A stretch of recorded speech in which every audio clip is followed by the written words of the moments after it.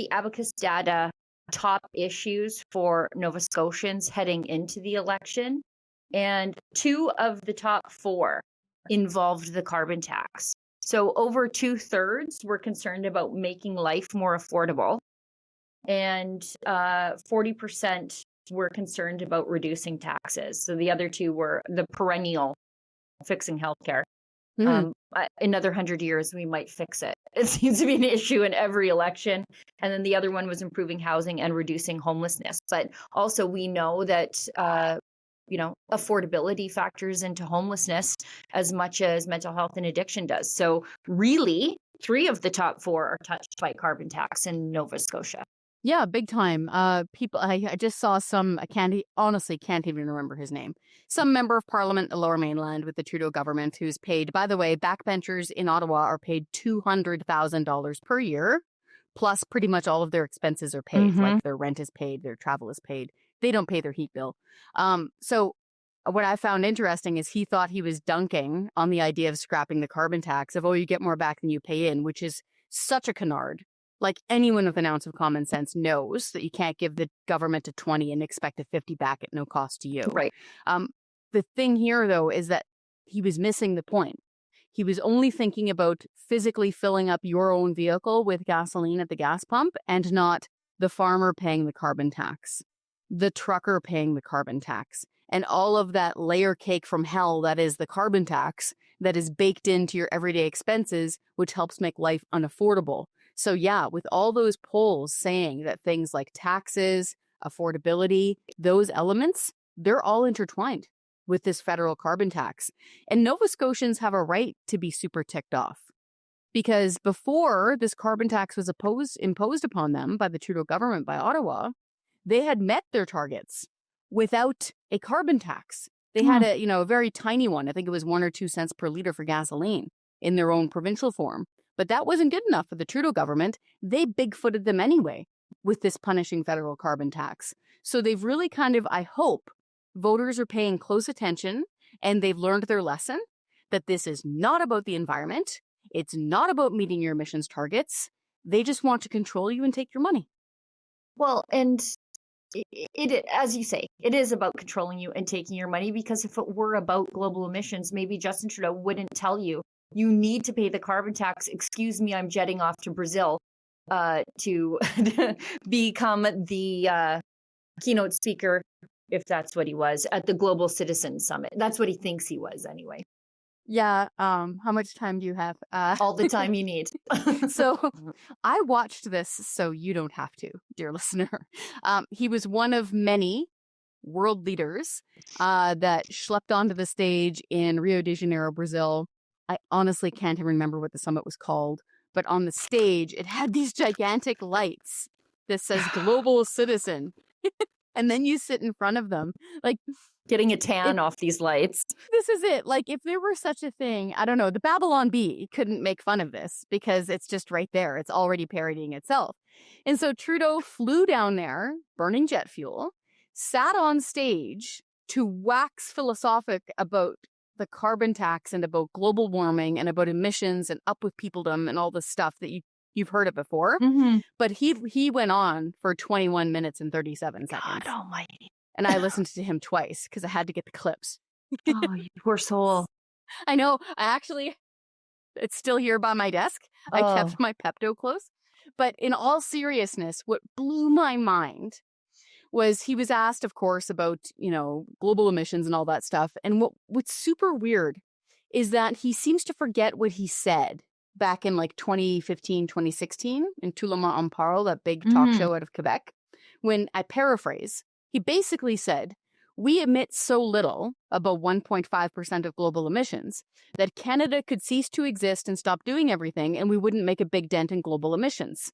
Again, he said it in French, but he said it. And that's actually true.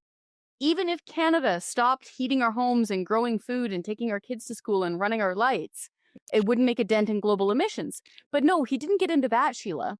He actually started really getting up on his own talking points, kind of. Yeah, he gets high on his own supply. He did. I'll let you say. That's exactly what he did. And he got ahead of himself And he started saying really weird stuff like, we know when people are in an affordability crisis and they're in survival mode and they just need to hunker down and they're worried about feeding their kids and paying their rent, that they can put the environment, paying the carbon tax, on the back burner. But we can't do that. He kept repeating that, like out loud with his face.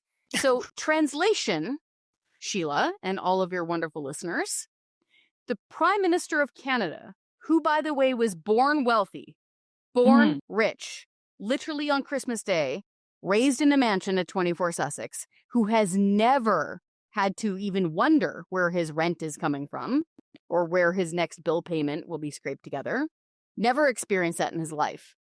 He actually said, feeding your kids and making your rent should be lower in priority for you, Canadian taxpayer, than paying his carbon tax. It's mind-blowing, but this stuff just doesn't seem to stick to this guy. The challenge we're facing right now is that the direct pressures on individuals and households, the affordability crisis, the being kicked in the teeth by inflation around the world over the past few years, the concerns around the rapid pace of change, the instabilities we're seeing, the shifting geopolitics, the disruptions of the supply chain, have a lot of individual citizens, voters, families really worried that they're not able to make ends meet. And it's really, really easy when you're in a short-term survive. I got to be able to pay the rent this month. I got to be able to buy groceries for my kids, to say, okay, let's put climate change as a slightly lower priority. And that's something that's instinctive. When the storm comes, you want to hunker down and just sort of huddle up and wait for it to blow over.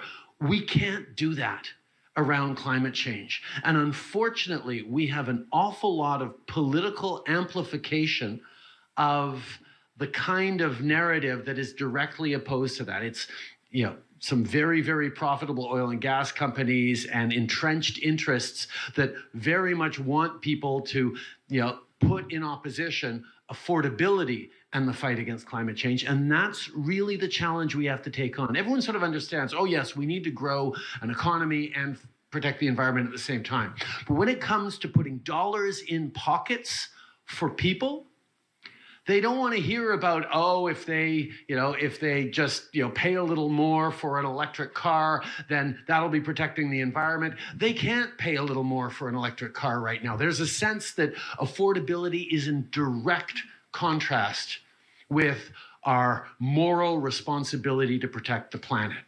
And that is something that, unfortunately, people have been amplified and used propaganda, misinformation, disinformation, and flat out lies to scare people into saying, oh, no, we got to take care of our household budget and bottom line first and environment second. And that's one of the things that we've really tried to tackle in Canada, because ultimately, even as we talk about global collective action and responsibility, we have a first primary responsibility to citizens in our own countries, because if they're not on board with us stepping up to fight climate change, both at home and around the world, they will withdraw political support from parties that are focused on doing that. And that's the challenge we have to tackle. I think it is sticking. I think it is finally sticking. I think people are seeing through the mainstream media and the liberal rhetoric on this, because at the end of the day,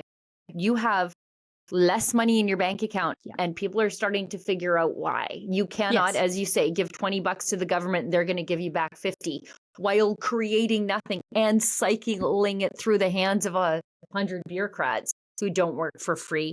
I think people are finally, I think us Albertans, we figured it out a long time ago. I think the other parts of the country are finally catching up, and that makes me very happy. Chrystia Freeland, though, she says you're not really experiencing a recession.